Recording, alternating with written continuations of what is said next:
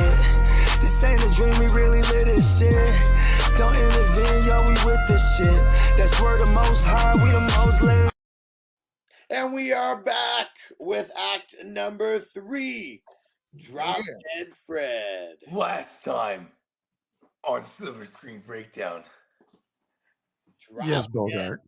Drop Dead Fred is not doing so well. Phoebe Cates is now back with Charles, at least for the moment, and they're feeding her the little green pills. And Fred is down. It is not looking so good for Fred at this exact moment. And one of the big lines that he said, right, when he asked her if she was happy, and she said, I am happy. And he was like, if you're so happy, why am I still here? And yeah, this is where it all kind of, it goes from bad to worse, at least in her mind, right? Because what does she do?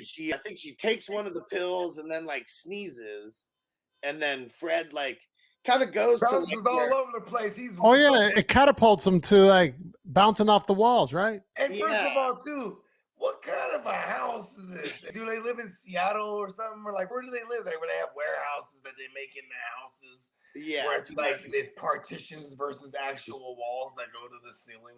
Yeah. Like he bounces to the top, and then it's like his body's halfway in the room where Charles is, and halfway in the kitchen / living room. And he's gaming up Annabelle. Look, the bitch is taking her pills. Don't even trip. Fucking you on the side. I know how to handle her. All this shit. But you know what's crazy? Like, why keep her around, right? Well, I think you were in the Matrix when I said that. Yeah, what was the actual point? Like, he got all these riches or something. Like, he's like trying to marry into some money. You know what I mean? I don't get it. Like, I never understood that part of maybe there's something wrong with that dude too. Clearly, you know what I mean? Well, and I think because I swear Annabelle got some money. I assume he got some money. Yeah, he works at the Jaguar dealerships, always rocking suits, like has a dope car. Yeah. But it seemed like Annabella was a little bit younger. They were together for 3 years. So maybe now, her being 26, maybe he's outgrown her. Maybe he's 40 or something. You know what I mean? Now he got it even young. He's into younger ones now. You know what I mean? That's what I assume. He's into the younger ones, and he's trading her in like he's trading in the cars. Ooh. But he doesn't want to get a divorce, though. That son of a bitch. And neither does Phoebe Cates. She doesn't want to get a divorce. She even said she's scared of being alone. That son of a bitch. Yeah. Very dependent. Yeah. And so Fred tells Phoebe Cates, go listen, go to the door. And then she hears it.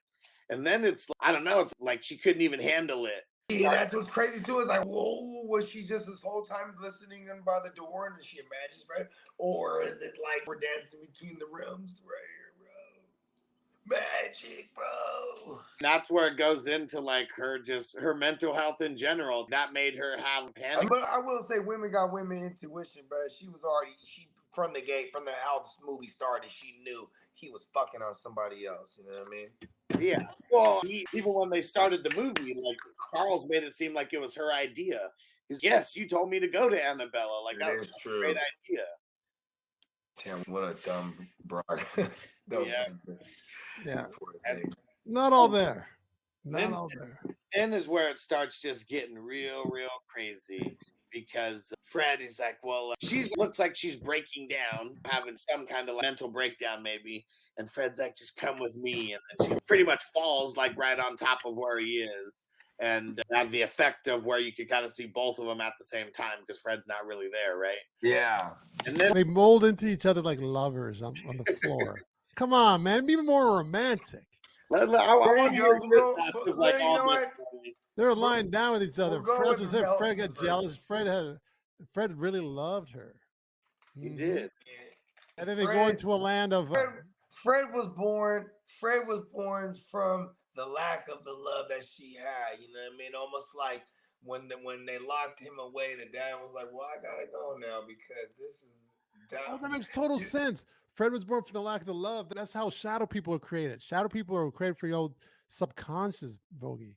Yeah, so we get it to where they become one, like Nelly says. And then I mean, it's pretty much her getting transformed into a dream or something. You see, just it's like this big fast zoom up to where they're like It was cool. By the way, yeah. coming up to the house, I and think then it was her finally letting it go, maybe. well, Let I mean, that's Fred what I'm go. thinking. Something like that. She's having her breakdown and going back to the house because they're in her house at this point. They're not at the mom's house. No. So her going back to the mom's house, she goes in. Everything's way different though. It's like a dream state. Exactly. Yeah, it's not the Yeah. exact same house. It's the exact same exterior, not interior though. Yeah. Really crazy detail right there. I like that because she's crazy. Yeah. Charles, as she's Supposedly. walking in, there's a little remote control car that comes in, and then Charles comes in with this fucking Jaguar, and she's telling him to get inside, or he's telling her to get inside the car. To me, something that always stood out to me was the black and white, the checkered floor. You know what I mean? Like, Yeah, exactly. Yeah, Bogues, you're on the right track. Yep. yeah, they always, okay, go ahead, continue, though. And then Fred actually comes in, and now he's like back to normal. He's not wearing, the faded jacket and all that shit. He's like back to normal. And he got his threads all looking fresh. and looking she all just drop deadish. You feel me? she takes off the Jaguar emblem, and then it's like the air got let out of the car, and that's the first thing. And then they can't run up the stairs. It's almost metaphoric that because he's so exterior and surface level that like when she pulled off that emblem, it just deflates him. He's just total ego. That's all it is. You know what I mean? Yeah, it's all fake. It's all fugazi. Yep. It's all full of air and bullshit. So that was her letting him go right there. And then I don't really understand the significance of the next part. Maybe you guys could help me out with that. The stairs? Yeah. I'll tell you why. Okay. Yeah. I want to hear it. Yeah, this is where I really appreciate the movie, actually. This is where I like this allegorical type of metaphorical. It's kind of like because I like kind of get over the mountaintop, so to speak. Get over the what? Kind of like conquer the mountain, so to speak, like climb the top of the stairs. Yeah, it's like the whole purpose of what it really is, the film itself. And the stairs, okay, that right, because I've been dreaming a lot since I was a kid and all this stuff, right? Yeah. And so you got these symbols. That's why it's a dream state or the astral realm, you call it. So it's based on symbols, and it's very analogous to real life, but things are a little different. Like let's say I'm in a dream with you, Alex, and we're talking and stuff, but then you can morph into my sister, but I keep talking to you like it's you, but I'm looking at my sister like it's normal. Okay. Right. So the stairs, so that's why you mentioned earlier how it's the house, but it's not the house, but it is the house. Mm-hmm. Yeah. So that's what it's a symbol of what the house is. So that's why they did it like that. So yeah, the set was even different. It was like they were on a set, on a stage. Right. Yeah. And then the stairs was that they're trying to climb out of like an existence that's old and trying to get into something new. And that also represents that. Ever been in a dream where you're running and it's like you're on quicksand, but you never run out of breath in dreams, but you run out of look, for me, it's out never of running. Ability to move. Ever notice that? For me, it's never running, it's fighting. I'm trying to pound this motherfucker in his It's like slow motion, right? Yeah, do it. So slow. I'm like, because I'm never running in my dreams, bro. I'm never running. Like, right. And then also when you're running, everyone's always running ahead of you. Hey, wait for me. You're always behind. Yeah. That's the stairs. He's trying to climb the stairs and he couldn't get up the stairs. Climbing and flying. Like climbing. Yeah, flying too. Well, flying's different. Flying's different though. The flying's different because the flying is actually you broke out. When I say climbing though, because it's like I'm climbing like nothing, like stepping on like invisible stairs, like climbing into the sky. Like when you could see it, they weren't even really stairs. It was just like exactly like a slope that was like stairs were painted on it or something. Yeah, exactly. Because exactly. it was like the final level, right? Well, no, not yet, but not quite. It was the second to the last level. Yeah. Well, you know what though? You have these stories. Well, what I'm talking about, about this film and what I'm talking about, and also I'll give you a couple of. Have you seen THX 1138 with DeVito's in it? And who's the guy from Colors? He played the cop, Robert Duvall. Robert Duvall. It was Duvall. It was. I think it was. It came out in it was not Scorsese, but it was one of those big directors' first films. Okay. I don't think it was Spielberg because Spielberg did Duel. Was it Hughes? It was one of those guys, but DeVito's in it, really young DeVito and Duvall, and then they're all in white and they're all underground, and then they want to get surface. Like It's almost like it's very Orwellian, right? Is it like a post-apocalyptic? Yes. Yeah, and it's futuristic, and everyone lives underground, and they want to service to see what's up there. What happened? Right? Like, yeah. Right, and then they yeah. see. So it's like that's another subconscious thing of to get out. And then I don't know if you've seen it, the Twilight Zone. Ever seen it? The title was called "In Search of an Exit." You have a soldier. No, okay. Describe the episode to me because I've seen like dozens of them. Okay, with the Twilight Zone was the old one, the black and white one. You have a soldier. I've seen dozens of them. But you've got a ballerina. You got 7 people locked in this room, and they're trying to get out. How do we get here? Right, and then they figure out how to climb to the top, and then they gets to the top. It's kind of like the same as TH1138. You get to the top, and then it just kind of stops. And then you see someone on a little boy. It was they kept hearing a bell throughout the episode.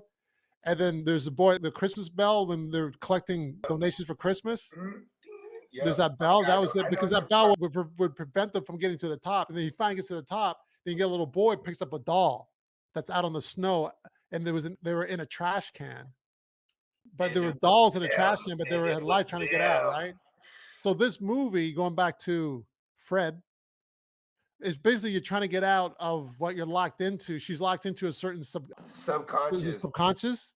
Yeah, well, and then get out, and the fear is to conquer out to make a change. Because she can't make the change in her physical self. Right. So he has to empower the subconscious has to be empowered to make that change, and that's what I'm saying. He knows what they do because like he ends up kissing her, right? That's at the very end, yeah. I mean, not the very end. I guess there's still one more level to this. Yeah, there's one more level before that. You can move on with that. But it all ties in. It ties in. I'll kind of finish off, but speak more about what goes on. I guess that's just like perpetual love, like the only true love she's ever known, type of thing. Well, it's the love of herself, though, really, right? Yeah. Oh, I like that. Ooh, the subconscious. Right, that's what Fred is. Fred is her subconscious that actually loves her and is teaching her how to love herself. And give herself self-confidence, right? Because the mom breaks her down so much mentally. It's like she can't do anything right. Mom's all the way to the point she's like, you better look like me. Yeah. There was one scene, I can't remember, it was during one of the flashbacks where you could hear, I never do anything right. Yeah, maybe my mom's right and all that. And Fred's like, so what? Like, you never want to be like her or whatever. I can't remember how it was. So sad, she has no self-confidence. The mom, that's the little kid going through it by herself. You know what I mean? For sure. Like the mom's breaking her down literally about everything. There's one point where she was like, I don't even love you as much as I used to, or something worded like that. So like the mom because of the dad, this is life after the dad had left, right? No, this is when the dad's still there. The dad left at the end of all the flashbacks. She never flashes back to memories when the dad's gone, huh? Like as a kid. The last. There's one time she did though, right? No, the last one was when the dad left. Yeah, but he was there though, right? He was there, and then he left. Yeah, exactly. Yeah, okay. Yeah, that's the one. And the mom's such a bitch that even in her dream sequence is like the whole house is like a museum. Everything's all like velvet rope and roped off to where you can't tell you're not supposed to pass anything. And that's real heavy in the psyche too, because it's like that's why she rebelled against that as a kid. Like, put some fucking feces on this motherfucker. The what? The feces? Yeah, come on. All white carpet. And you all know what I white mean? shirt. Fuck this. Right. This couch. Fuck all that shit. On all rest. You know what I mean? Pretty much gives her the confidence to think to build the tree that they climbed to overcome that last step. And then they have to confront the actual mom. And this is like the showdown of all showdowns right here. Get a friend. And now this is her showdown. And the mom looks like a devil. Like the way that they bring her out, big old red blazer on. Oh, Alex, so this is the dream state still, right? This is the dream state still. Yeah, got it. Yeah, the mom comes out. She's at the top of the stairs now. They make it to the top of the stairs, and she's right in front of the room. And she's just like, do not go in there. And she said, I'm not afraid of you. And those were the magic words, according to Fred. And then she screams it again. And then the mom just burns pretty much in front of her. Yeah. And you remember what happened next, Nelly? You want to give us your insight on that, where she sees herself as a kid in the bed, all taped up? And that's so sad, huh? No, hold on. Like I said, I saw once. Because for sure that's how the mom used to do her for sure. Used to fucking listen, I'm about to tie your ass up. Well, and I don't know if she would physically do that. I think it was just like I think she did that, bro. And that's this is like part of her like breaking Well, down. don't you think it's like a symbol of how she felt about her life? I guess you can go on that aspect, but like maybe I think it's the mom having the stranglehold on her subconscious. Like the same way she had to tape Yeah. up Fred, she taped her up, like type of shit. Yeah. Yeah, I don't think it was like, in a literal sense. Because I think the mom was like sadistic, bro. Well, she never grew up. Like that's the thing. Like she never grew up. She's still like kind of a 5-year-old in a 26-year-old's body. Damn, that sucks. And yeah, and her mother even just would scold her on that. You're pathetic. You never grew up. Yeah. And she scolds her pretty much. Yeah, and it's crazy. And then the layers, bro. In a lot of ways, she's more grown than me. In a lot of ways, my oldest. Well, see, and then that's what's weird is like she comes out of the dream state and then she's back at her mom's, and then you get more of the psychological layers coming out when. So she says Charles is on the phone. Then she put all the pills. Did you get the point where she poured all the pills down when she was back at Charles' house? No. This is like right after they come out of the dream state, she's back at the mom's house. Okay, and then well, she hung up on Charles though. Yeah, the mom brings the phone with Charles and she just hangs up on her. And then she's going to leave. And she was like, don't leave. I'll be lonely. Yeah. All right. Get a friend. That was so cold. Yeah. But it was so. Because you know why? That was the last resort. Mm-hmm. That was the mom's last little fucking lifesaver. You actually see that in real life, though. Drown, right? like, I see that play out in real life, that last part. What up, real deal? Where the mothers hang on to it's kind of deep, man. That kind of hit me. That's kind of saddens me, right? Like, damn, man. Well, be nicer to your kids. Well, and I think, that's what you gotta do. Well, see, that's what it is, right? Because listen, like when I watch it as a grown man now, right? Even when I watched it with my daughter, my oldest, that's all, but she was the only one I had when I watched it with her. You know what I mean? She was probably like 4 or 5, and she loved it. She got a kick out of it because it's a little girl, and then the physical comedy of it. But like, of course, you understand the layers, right?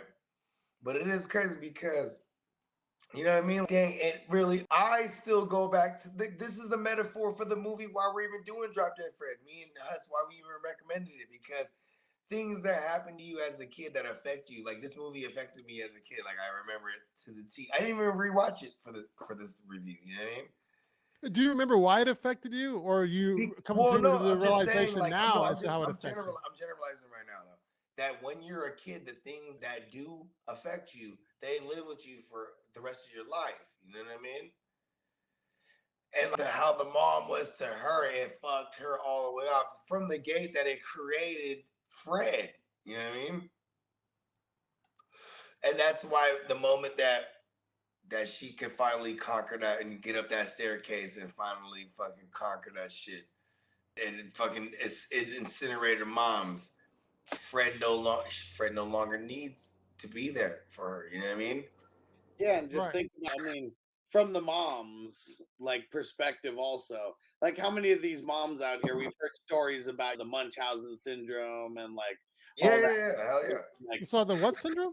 The Munchausen syndrome. It's when you would almost project sickness onto your child because you need the child to need you, and vice versa. You might even play sick all the time. Or not even sick. Just make you need the empathy and sympathy. Like you crave this, or you need. So you're dependent on your child. Or you need the kid, or vice versa. You need the kid to need it. Like you might make the kid to believe they're always sickly. You can't go outside. You're going to get sick. Who you need, mommy? You know what I mean? Mommy's here. That's some sinister programming. You don't know, but that's Munchausen. It's the actual syndrome. Yeah, and so that's definitely like one of the vibes as an adult when I'm watching this movie. Yeah. The mom had mad Munchausen syndrome. Shit, the dad left. You know what I mean? Before even the dad left, that was almost like the nail in the coffin for the mom, right? But before he left, all she was doing was like tormenting this man, basically. You know what I mean? Yeah, pretty much. And it's funny because, well, not funny, but interesting how they painted the picture kind of subtly, It's but very it's bleak, evident. Huh? but it's very bleak. Yeah. Well, I was gonna say that a lot of times they paint the father that he just left, but there you can see why the father left because of the mother. You don't Yeah. usually see that painted like And that that's how in the cold film. it is too. Because if it is truly something psychological, and he saw the daughter has it in her too, he was like, "Fuck!" And then he made a conscious decision, like, "I'm gonna leave." I'm out. Like, I'm out of and this that's fucked up. biatch. And that's fucked up too, because I can't relate to the dad in that sense. You know what I mean? Yeah. But that's what created Fred. It's all a combination. It's not nature nurture. It's a combination. Or it's not nature versus nurture here. It's a combination. Combination, yeah. A fusing of the two. Yes, sir. But I will say this, so just to wrap up on that last scene where, so the reason I mentioned how they lie down and then they disappear into the dream state, right? Yeah. I thought that was significant because once I saw that, remember when he says "kiss me," right? Yeah. And then kiss. Yeah. See that doesn't. And it it made has like a sense, perpetual light too. but that was like, yeah, but that was in that was put in there for a reason. Because there's nothing romantic about that, but the fact that they showed them lie down, they disappeared into one, and then he said, because they could, okay, let's say if they left out the kiss, it's then you almost still like would have had the kissing same goodbye. effect of the things that tie together. But It's why almost did like they kissing put the goodbye. kiss Like in we there? gotta Because lay it down to rest. Like it's like metaphorical in that sense. Like we gotta lay it down to rest, kissing goodbye. well, the thing is, but it was laid. Here's what I'm saying: it was laid down to rest without him kissing her. So what I'm saying is that the fact that he kissed her shows that now she loves herself. Well, yeah, it's That's like what I got from that. her and Fred finally combined into, because everything that she needed was Fred, like the self-confidence, Right. just love for herself, and that was all the part of her that was really missing. And then it's them finally connecting, and yeah, the kiss, if it's subconscious and she's Fred, that's her kissing herself and learning to love herself. Right. And I think, and that I thought that was a beautiful moment that was written in there because it tied it in because I wasn't expecting it too. That's why. But then that even though I wasn't expecting it, but now I can see I can relate of why they put it in there, and I think it was genius of them to do that, even though it seems kind of subtle. Yeah, this is kind of But cool, huh? but it was on that level. It was perfect.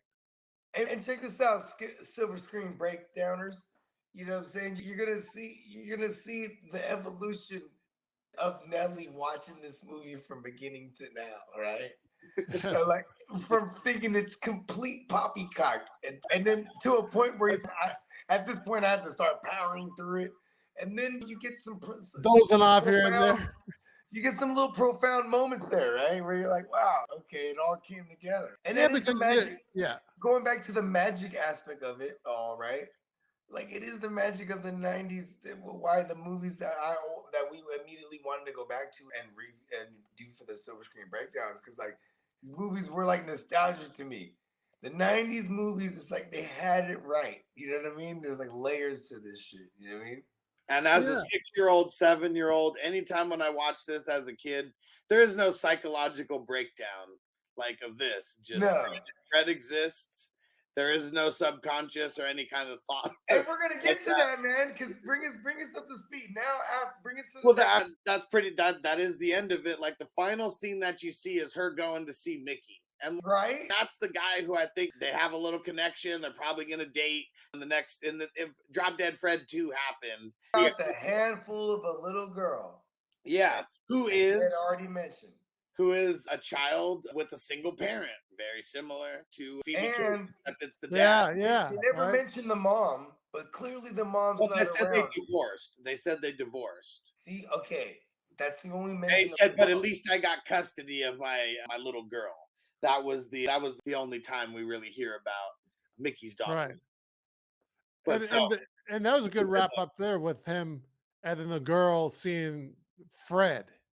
Yeah. That was kind of touching, I must say. That the scene, yeah, she figures out that it's him. Yeah. Well, cool.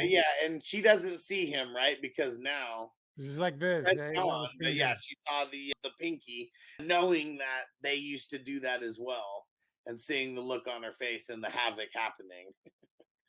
Yeah, that was cool. That was cool. It wrapped up nicely, I must say.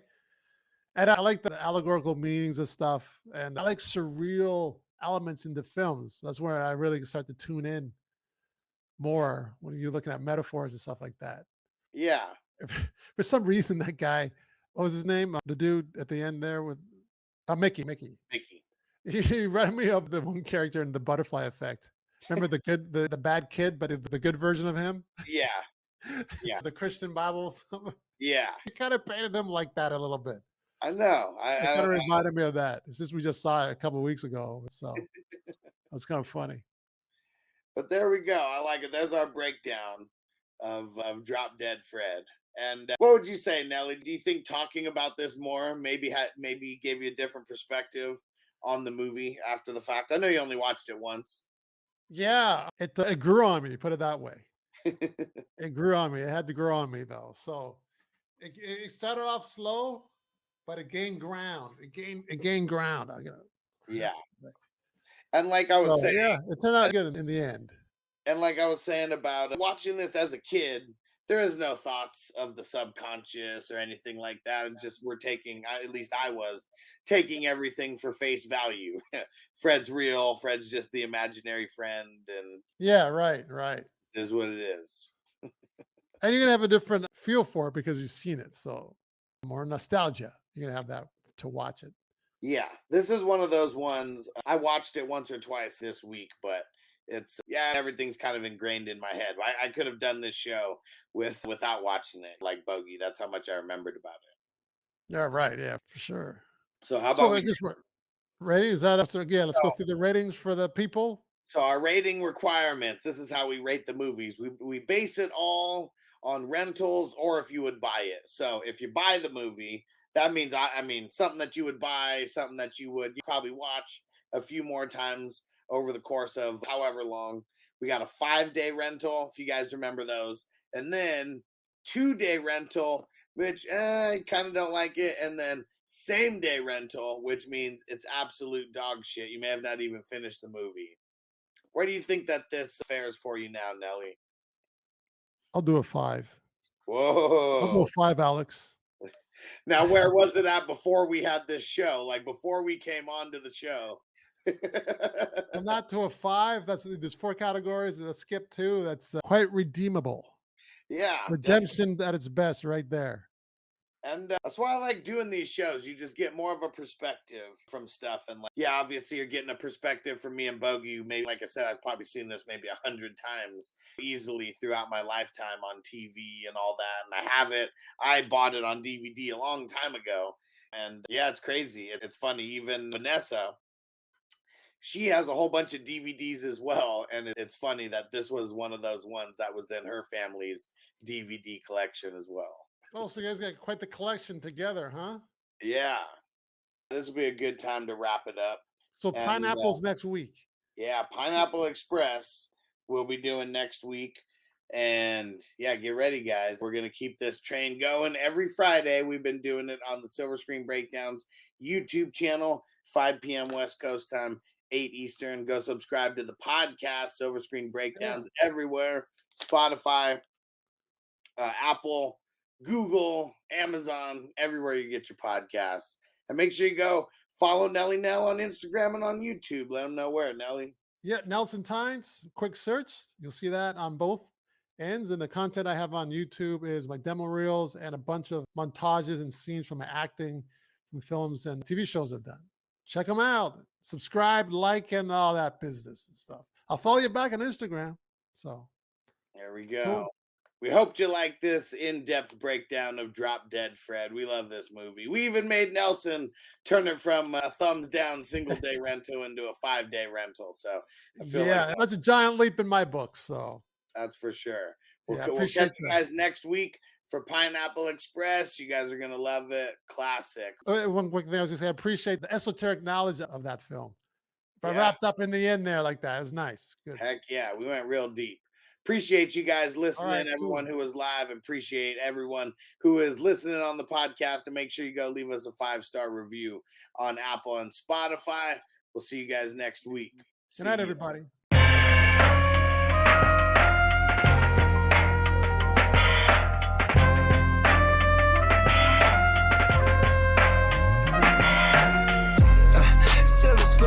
picture shit. This ain't a dream, we really live this shit. Don't intervene, yo, we with this shit. That's word the most high, we the most lit.